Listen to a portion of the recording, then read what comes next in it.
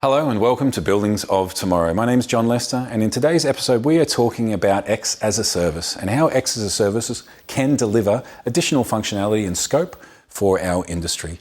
I'm joined today by Dave Hopping, who is the CEO of our Regional Solutions and Services Division at Siemens Smart Infrastructure. Dave, thanks for joining us. Pleasure to be here. I look forward to the discussion. Me as well. I'm excited. Welcome back. We've had a previous conversation where we talked about the industry and the differences between a single building and a customer that has a lot. Today I'd like to talk about X as a service because this is a topic that is becoming a real driver within our industry, and behind it there are a lot of expectations about why is this the solution to go through. But let's start at the very beginning. What is X as a service? Yeah, thanks for having me again, and I'm glad we have this chance to talk about this topic because this is huge for us, especially running a solutions service business. X as a service is right in our sweet spot. But basically what is happening, there's two things that's happening in the world. Number one is technology is allowing and enabling people to deploy solutions via cloud infrastructure.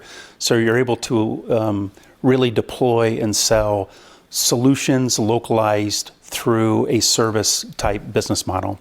And then the second is just directly not related to technology, but it's related to the business model. And that is customers are interested in wanting to shift capital cost to operating costs, so CapEx to OpEx, and they're wanting to pay based on usage and based on the value, and not based on installing some big infrastructure up front. So these two drivers are really causing this transformation, but it's really all around consumers and customers paying for a value based on consumption. Right, and does that push us in that direction when we talk to a customer about, our conversation is about outcomes, not about what we install, what is done, but really what's achieved?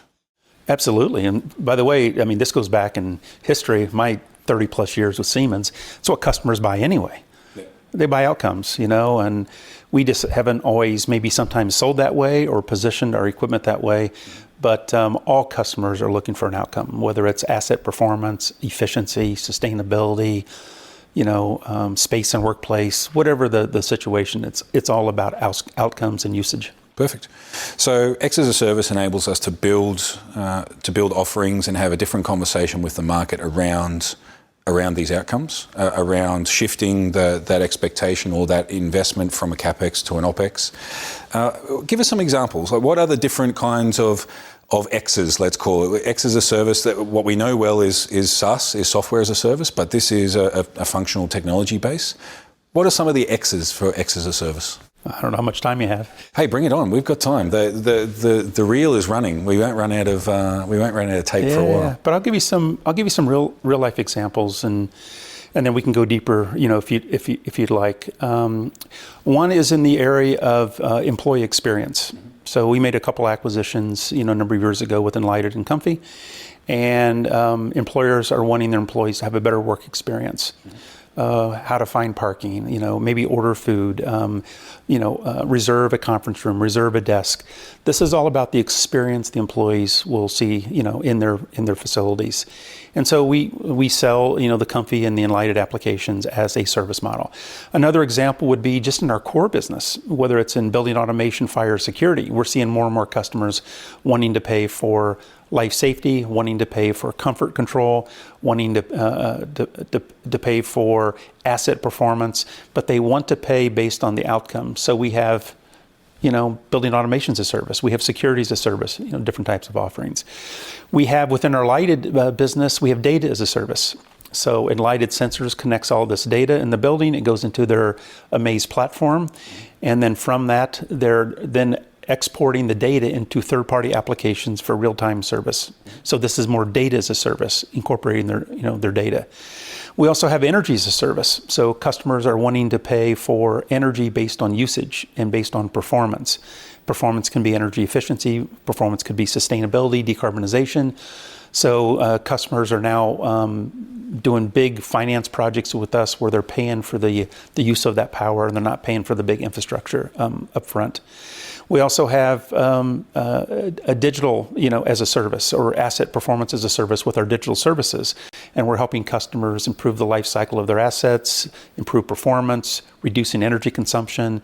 And once again, the KPIs are measured to that outcome. So I mean, I could go on and on, but these are some of the areas of as a service that we're seeing deployed in the marketplace and we're deploying today. Yeah, perfect. So effectively anything as a service is the story of the day here. Like, as long as the customer is looking to achieve something, as long as they're looking to reach an outcome, the technology, the let's call it the assets, the systems that enable that can really be delivered in this business model. Absolutely. And for me to summarize, there's three main levers. Number one is technology's enabling it. Mm-hmm. Number two is customers are learning that they can pay for outcomes and not pay for infrastructure up front. And then it's the shift from CapEx to OpEx. To OpEx, yep. Understand.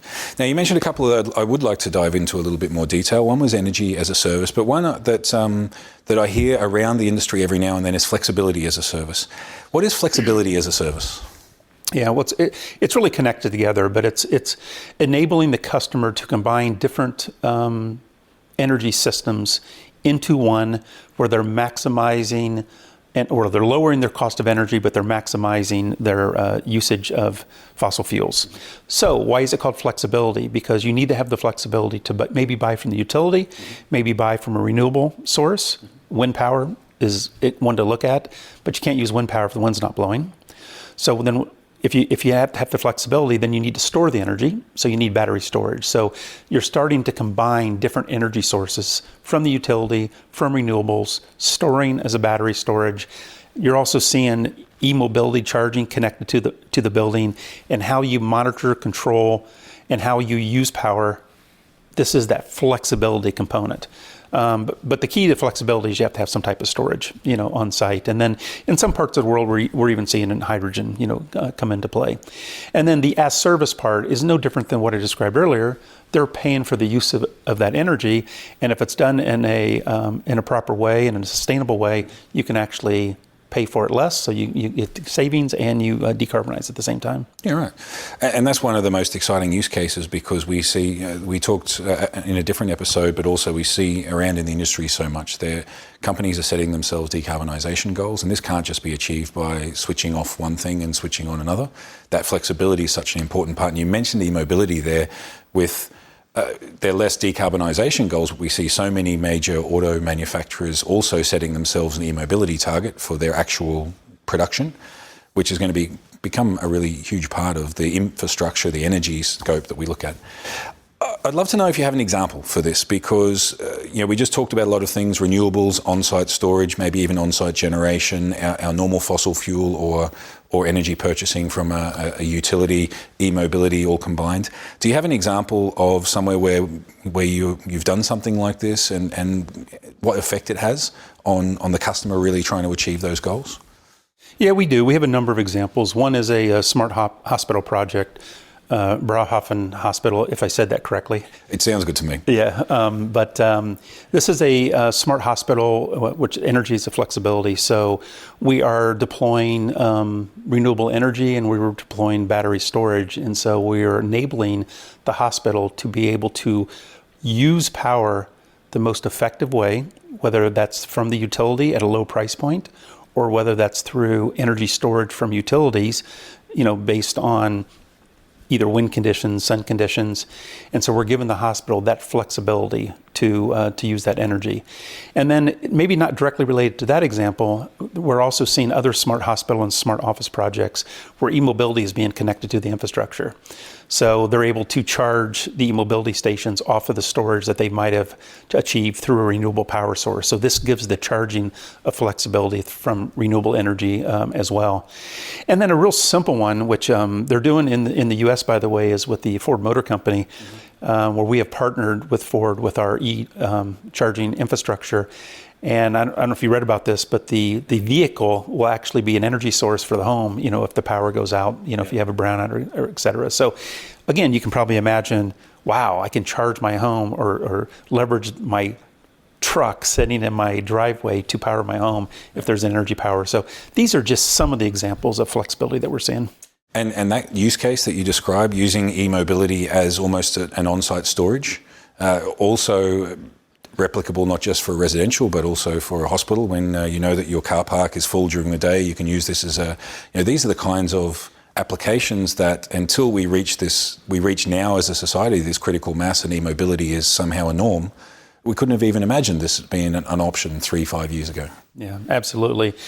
And the other thing to think about too is a lot of customers, especially industrials, they all have decarbonization goals, but they also want to have their business be resilient. You know, they need a resilient business, and they also need energy security. So you start combining these value propositions of business resiliency, which basically means how can I keep my business up and running, especially in certain parts of the world, maybe not so much in Europe, but you get into the US and you get into Asia where you have these big natural disasters where it can knock out the power grid for a number of weeks and months. Your business goes offline and it's a big problem. So business resiliency, business energy, this flexibility also comes into play with that as well. And then this is where technology is important, because who's making those decisions of where to use power from, when to store power, when to run the renewables? I mean, so you have to have some analytics and some forecasting ability to help make these decisions. And then the technology to take the action as well. So linked into that energy infrastructure as well to make those decisions. This is a tough one. How important is it when we talk about companies trying to reach their decarbonisation goals as a society, us trying to have a solid impact on our kind of let's call it our impact on the environment? How important are these kinds of approaches, that flexibility, to actually enable us to do that? Yeah.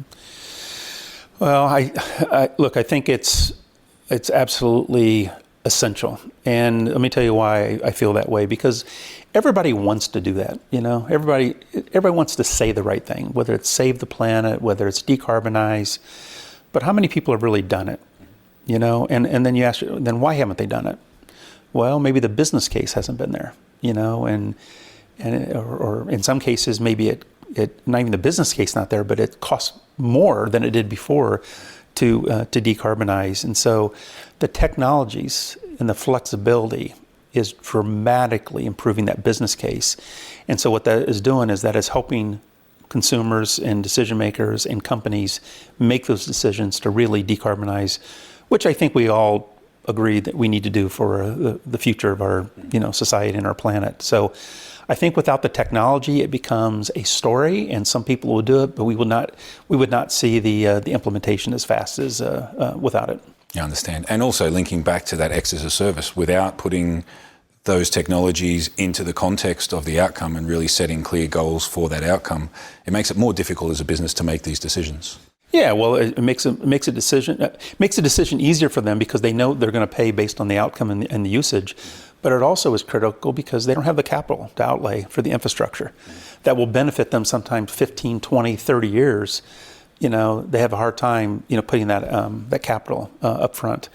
And a lot of companies are looking for, 2-3 year internal rate of returns, paybacks. And so this X as a service speeds up the deployment of these technologies and the value add, which is what we need to make happen. Yeah, absolutely. And we did just deep dive a little bit into flexibility as a service and energy linked together with that. But as you mentioned, there's so many different use cases around employee experience, around automation or safety as a service. Do you have another favorite out of all that list of X as a service? Do you have a favorite X above and beyond flexibility?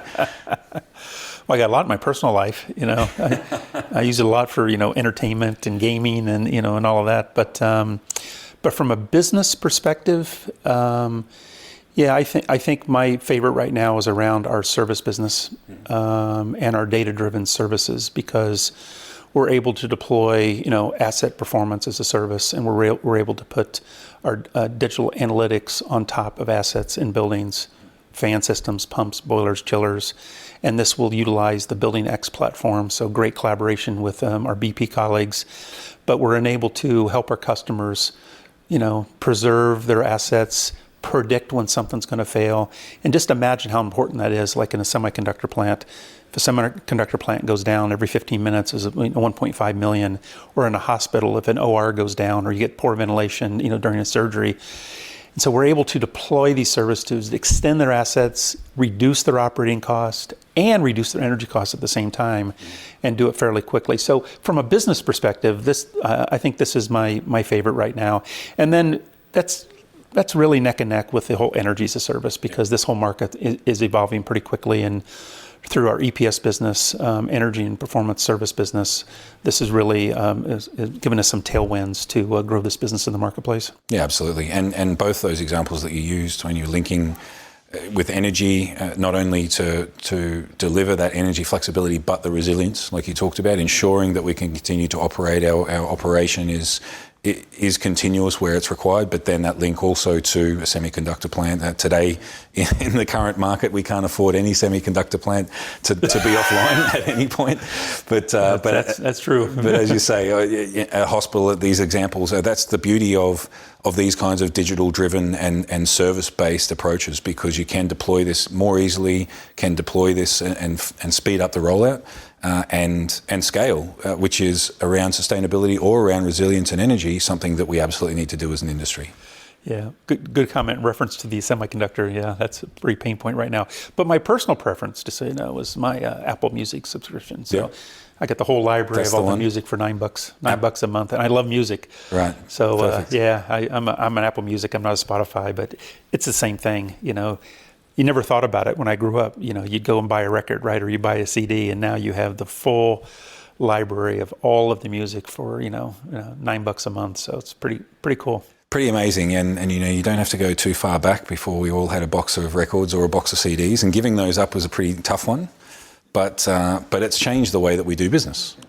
When we talk about music, it's changed the way we listen. I listen to more stuff and different stuff than I ever would have if I had to go and buy a CD. Absolutely. What's on the playlist at the moment? What's at the top of the list? Oh, yeah, I like different music. I mean, I'm a little hesitant of saying this, but I like I'm a big fan of Dua Lipa right now. Cool. Yeah. Nice. Yeah. Big fan of Dua Lipa. I like a little rap, the good rap. Yeah. Yeah. I like John Mellencamp. Yeah, so I like a variety. Hey, this is part of the beauty, right? It is, and you mentioned it. Yeah. And you can download it and listen to it on the plane, or listen to it in the car, and all the rest of it. This is also the beauty of the energy as a service. Customers can get a little battery storage, they can get a little renewable, they can get a little flexibility. One day it will be just as easy. I like it.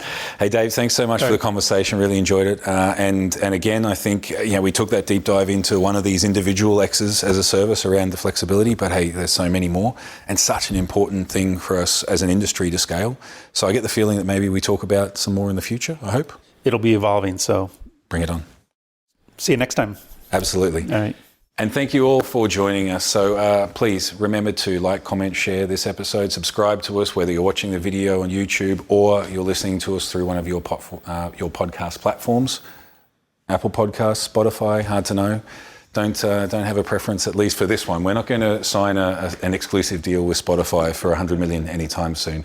So please remember to subscribe, look out for new episodes in the near future. And otherwise, thank you very much for joining us, and we'll see you soon.